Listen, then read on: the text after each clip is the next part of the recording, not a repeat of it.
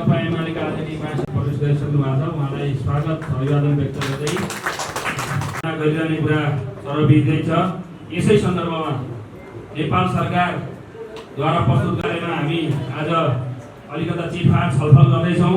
त्यही छलफल कार्यक्रम बुद्धिजीवी योजनाका आदरणीय पूर्व उपाध्यक्ष डाक्टर दिनेश चन्द्र देवकोटाज्यूलाई हार्दिक अनुरोध गर्छु। अतिथि सद्य महासचिव नेकपा एमाले शङ्कर पोखरेलज्यू, त्यसै गरी हाम्रो पार्टीको स्थायी समिति सदस्य एवं राष्ट्रिय योजना आयोगका हिसाबले म्याक्रो इकोनोमिक फ्रेमवर्कलाई लार्जर पर्सपेक्टिभबाट कसरी हेर्न सकिन्छ त्यो हामीलाई समय दिनुहुने प्रोफेसर डाक्टर गोविन्द नेपालज्यू, जो राष्ट्रिय योजना आयोगको पूर्व मान्य सदस्य पनि कुन तहमा छ कस्तो छ भनेर प्रस्तुताकै हिसाबले आदरणीय हाम्रो राष्ट्रिय योजना आयोगको पूर्व सदस्य एवं 28जना जुन मूर्धन्य व्यक्तित्वहरू हुनुहुन्छ सेक्टरको हिसाबले प्यानलिस्टको हिसाबले आदरणीय हामीसँग विभिन्न सेक्टरको विद्वान साथीहरू जो बुद्धिजीवी परिषदसँग पनि आबद्ध हुनुहुन्छ र विभिन्न चाहिँ र म अध्यक्षताको आसन ग्रहणभन्दा अगाडि अहिलेको बजेटको बारेमा मलाई त्यसपछि त्यसको आलोकमा डाक्टर डिडी खनालले त्यसैको पेरिफेरीमा रहेर विषयलाई चिरफार गर्नुहुनेछ र हाम्रो राष्ट्रिय योजना आयोगको पूर्व उपाध्यक्ष हो भने आयातबाट केन्द्रित राजस्व छ, आयात घटाउने हो भने गर्नुहुनेछ। सब सेक्टरको विज्ञ साथीहरूले आफूलाई प्राप्त भएको 3 मिनेटमा 4-5 वटा बुदाहरू राख्नुहुनेछ। अतिथिको आतिथ्यता ग्रहण गरिदिनु हुन नेकपा एमालेका महासचिव तथा पूर्व मुख्यमन्त्री। आज विश्व वातावरण दिवस पनि परेको सन्दर्भ छ, त्यसको पनि सम्पूर्ण जबकि सत्य के हो भन्दाखेरि उपभोक्ता मूल्यमा चापको समय आउन बाँकी नै छ। नेपालमा खास गरी साउन पछाडि चाडपर्वको सिजन सुरु भएपछि नै मूल्य वृद्धि अस्वाभाविक ढङ्गले बढ्ने गर्छ। त्यो समय आउन बाँकी नै छ। हामी अहिले नै 7.3% को औसतमा छौँ र जनताको जीवन कति कष्टकर होला भन्ने कुरा त्यसले सङ्केत गर्छ। त्यो चिजबाट जनतालाई कसरी राहत दिने भन्ने कुरा बजेटमा आउन सकेको छैन। अर्कोतर्फ चाहिँ अब कस्तो छ भन्दाखेरि मौद्रिक तरलतामा गम्भीर सङ्कट छ र मैले चाहिँ अब कतिपयले भन्दै गर्नुहुन्थ्यो चुनावका समय मान्छेले पैसा प्रयोग गर्छन् होला, बैङ्कमा पैसा फर्किन्छ भन्ने आशा गरेर बसेका थिएँ। तर भयो के भनेर भन्दाखेरि मैले तथ्यहरू बुझ्दाखेरि चाहिँ चुनावकै पेरिफेरीमा 10 अरब रुपियाँ बैङ्कबाट बाहिर गयो, चुनाव पछाडि 13 अरब रुपियाँ बैङ्कको फर्कियो भन्दाखेरि चाहिँ 3 अरबभन्दा बढी पैसा चाहिँ बैङ्कमा फर्किया देखिँदैन। जबकि मेरो एउटा चाहिँ कन्सर्न खास गरी अर्थशास्त्री साथीहरूसँग कन्सर्न के हो भन्दाखेरि नेपालमा डलर जति खर्च हुन्छ त्यति नै नेपाली रुपियाँ बैङ्कमा जम्मा हुनुपर्ने भन्ने बुझ्छु म चाहिँ। किन भन्दाखेरि डलर बिक्री चाहिँ अरू कसैले गर्न पाउँदैन, बैङ्कहरूले मात्रै बिक्री गर्छन्। डलर उल्लेख्य मात्रामा बिक्री भएको छ तर पैसा बैङ्कमा छैन, बजारमा पनि छैन। राष्ट्र बैङ्कले झन्डै 8 खर्ब बराबरको चाहिँ नेपाली रुपियाँ बजारमा जारी गरेको छ। त्यो 8 खर्ब बराबरको नेपाली रुपियाँ एउटा डर्टी नोटका रूपमा न उसले नष्ट गरेको छ, न बैङ्कमा छ न बजारमा छ। त्यो पैसा गयो कहाँ भन्ने प्रश्नको उत्तर अर्थशास्त्रीहरूले आजसम्म खोजिया देख्दिन र न राष्ट्र बैङ्कले जवाब दिएको छ न चाहिँ सरकारले जवाब दिएको छ। यो चिजको सङ्कटबाट मुलुकलाई कसरी बचाउने भन्ने कुरा चाहिँ आर्थिक वर्षको बजेटमा आउनु पर्थ्यो भन्ने कुरा लाग्छ, त्यो आउन सकेको छैन। त्यस अर्थमा हामी कार्यक्रममा बढी छलफल गरिराखेका छौँ र चाहिँ चुनाव चाहिँ केन्द्रित बजेट भयो भनेर आलोचना गरिराखेका छौँ। म त के भन्छु भन्दाखेरि चुनाव जितेको सरकारले त आर्थिक सङ्कटका कारणले राजीनामा दिएर चाहिँ सुरक्षाको खोजी गर्नुपर्ने स्थिति श्रीलङ्कामा पैदा भयो भने चुनाव मुख्य बजेटले हुन्छ कि केही पनि हुँदैन। अहिले आर्थिक सङ्कटलाई यो सरकारले सम्बोधन गर्न सक्दैन भने जतिसुकै लोकप्रिय बजेट ल्याए पनि र चुनावै जितेछ भने पनि राज्य चलाउन सक्छ।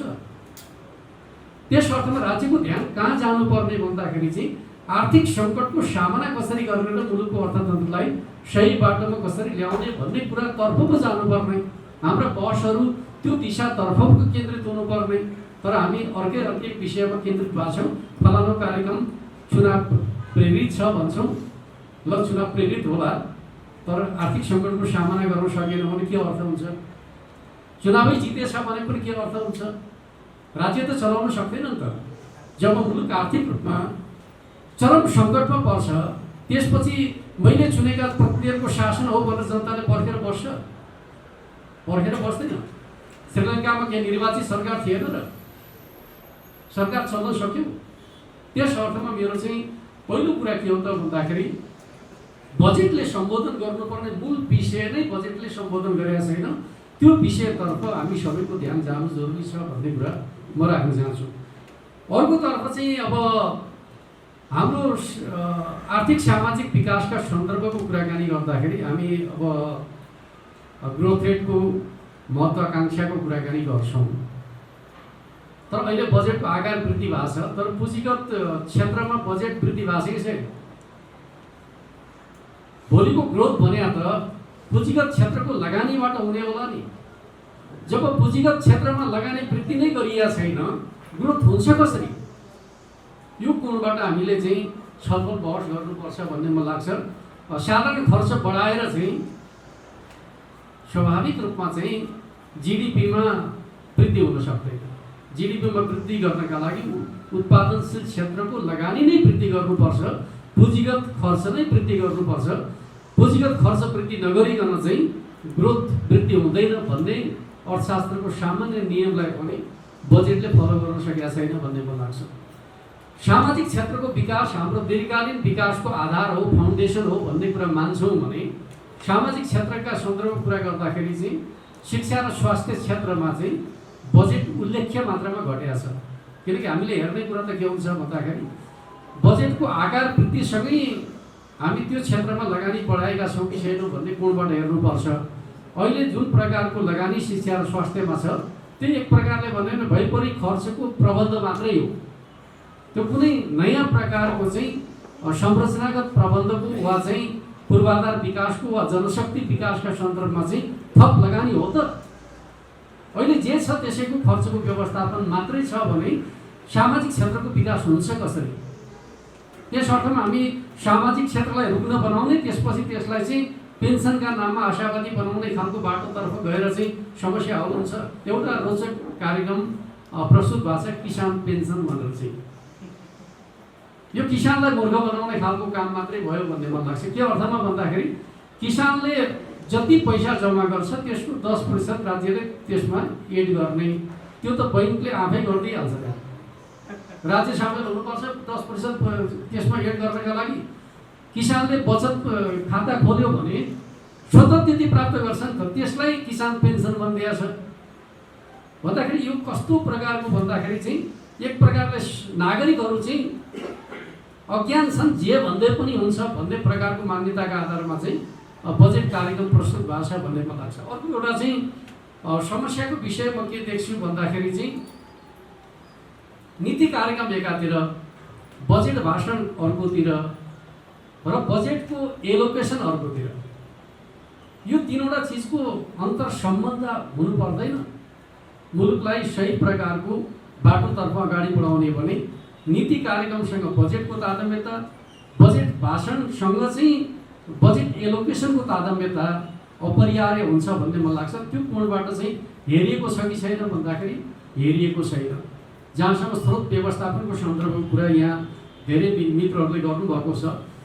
यो वर्ष के छ भन्दाखेरि चाहिँ बैंकहरू लगानी गर्न सक्ने अवस्थामा छैन। जब लगानी हुँदैन उत्पादन स्वाभाविक रूपमा घट्छ। बिना लगानी चाहिँ उत्पादन हुन सक्छ? उत्पादन हुन सक्दैन। जब उत्पादन हुन सक्दैन भने चाहिँ राज्यको आय बढ्छ? आय बढ्नै सक्दैन। त्यस अर्थमा पहिले त राजस्व बढाउने हो भने के हुनु पर्यो त भन्दाखेरि उत्पादनशील क्षेत्रको लगानी वृद्धि गर्नु पर्यो। उत्पादनशील क्षेत्रमा लगानी वृद्धि नगरिकन राजस्व वृद्धि गर्छु भन्ने कुरा के हो त भन्दाखेरि उद्यमीहरूलाई एक प्रकारले सेक्ने कुरा मात्रै हो। त्यो उद्यमीहरूलाई प्रोत्साहित गर्ने कुरा, उनीहरूको उत्पादनमा वृद्धि गरेर, मुनाफामा वृद्धि गरेर राज्यले त्यसबाट कमाई गर्ने खालको योजना अन्तर्गतको विषय होइन। राज्य बलियो हुनुपर्छ, राज्यले धेरै कमाउनुपर्छ। तर कसरी त भन्दाखेरि स्वाभाविक रूपमा निजी क्षेत्रलाई प्रवर्धन गर्ने नीतिका आधारमा चाहिँ राज्यको आम्दानी बढ्नुपर्छ भन्ने कुरालाई यसले आत्मसात गर्न सकेका छ कि छैन भन्दाखेरि गर्न सकेका छैन। यो कहाँ केन्द्रित छ भनेर भन्दाखेरि भन्न त अब यसले पुरा ठुला गरेका छ, तर समग्रतामा भन्नुहुन्छ भने यो व्यापारिक पुँजीवाद वा दलाल नोकरशाही पुँजीवादको हिमायतीका रूपमा प्रकट भएको छ। अघिल्लो वर्ष तपाईँले कति याद गर्नुभयो, राजस्वमा उल्लेख्य वृद्धि गर्ने, दोब्बर वृद्धि गर्ने भन्ने योजना अन्तर्गत एक प्रकारले राजस्व प्रशासनमा उलटपुलट गरियो। त्यो उलटपुलट गरिएको राजस्व प्रशासनले के गर्यो त भन्दाखेरि नेपालमा अस्वाभाविक रूपमा स्पन्ज आइरन आयात गर्न लगायो। यति धेरै स्पन्ज आइरन नेपालमा आयात भएको छ जसले प्लेट आइरन मार्फत सञ्चालित उद्योगहरू चाहिँ धराशायी हुने स्थिति उत्पन्न भएको छ। र त्यो स्पन्ज आइरन यति धेरै आयात भएको छ, भोलिका दिनहरूमा त्यो आयात गर्नुपर्ने अवस्था छैन। र के हुन्छ भने आगामी वर्षको सन्दर्भमा कुराकानी गर्ने भने धेरै आइटमहरूमा हामीले नियन्त्रण गरेका छौँ र मुख्य आइटम जसबाट राजस्व धेरै उठ्छ त्यो राजस्व उठ्ने आइटमहरूका सन्दर्भमा कुरा के छ, पहिले नै अस्वाभाविक आयात भइसकेका छ। त्यस अर्थमा के हुन्छ भने यो वर्ष राजस्व बढेको देखिन्छ, तर अर्को वर्षका लागि राजस्व वृद्धिको आधार हामीले सम्पूर्ण रूपमा समाप्त गरिसकेका छौँ भन्दाखेरि हुन्छ के त? त्यस अर्थमा बजेटले जुन प्रकारको चाहिँ लक्ष्य निर्धारण गरेको छ, चाहे स्रोत परिचालनका सन्दर्भका बारेमा वा चाहिँ एक प्रकारले मुलुकको समृद्धिको यात्राका सन्दर्भमा जे कुराको लक्ष्य निर्धारण गरेको छ, यसले मुलुकको आर्थिक सङ्कटलाई हल गर्न सक्दैन भन्ने मलाई लाग्छ। त्यस अर्थमा हामी सबैको साझा र सामूहिक चिन्ता त्यसमा हुनुपर्छ भन्ने मलाई लाग्छ। अर्कोतर्फ यो गठबन्धन सरकारको एउटा उद्देश्य के छ भने अहिले मात्रै गठबन्धन होइन, भविष्यमा पनि गठबन्धन भन्ने कुरा गर्नुको अर्थ के हो त भन्दाखेरि मुलुक आर्थिक विकास र समृद्धिको बाटोमा जान तयार छैन भन्ने कुरा हो। जब नेपालका मेजर पार्टीहरू फेरि गठबन्धनको कुरा गर्छन् भने समृद्धिका लागि धेरै पार्टी मिलेर चाहिँ राष्ट्र निर्माण गरेको मैले आजसम्म इतिहासमा पढेको छैन। राष्ट्र निर्माणका लागि बलियो राष्ट्रिय शक्ति चाहिन्छ र प्रभावकारी नेतृत्व चाहिन्छ, त्यसले मात्रै राष्ट्र निर्माण गर्न सक्छ। गठबन्धनको राजनीतिबाट चाहिँ राष्ट्र बनेको उदाहरण आजसम्म मैले पढ्न पाएको छैन। तपाईँहरू कसैलाई जानकारी छ भने जानकारी पाऊँ। धेरै पार्टी मिलेर चाहिँ देश बनाएको, धेरै पार्टी मिलेर चाहिँ व्यवस्था बदलेका उदाहरणहरू छन्, धेरै पार्टी मिलेर देश बनाएका उदाहरण छैन। देश बनाउने हो भने बलियो राष्ट्रिय शक्ति चाहिन्छ र हाम्रो नीति कार्यक्रम बजेटले बलियो राष्ट्रिय शक्ति निर्माणको सङ्कल्प पनि गरेका छैन। मिलिजुली खाउँ बाटोमा हिँड्न खोजिराखेका छ। त्यस अर्थमा समग्रतामा आर्थिक वर्षको चाहिँ आउने आर्थिक वर्षको बजेट कार्यक्रम जनताका लागि अत्यन्त निराशाजनक छ भन्ने मलाई लाग्छ। त्यो चिजलाई गम्भीरतापूर्वक यो सरकारले नलिने हो भने चुनावसँगै के हुन्छ भनेर भन्दाखेरि म त के देख्छु भन्दाखेरि मुलुक आर्थिक सङ्कटमा फस्ने खतरा देख्छु। त्यो चिजबाट मुलुकलाई जोगाउने हो भने स्वाभाविक रूपमा हामीले चाहिँ धेरै गम्भीरतापूर्वक सोच्नुपर्छ भन्ने मलाई लाग्छ।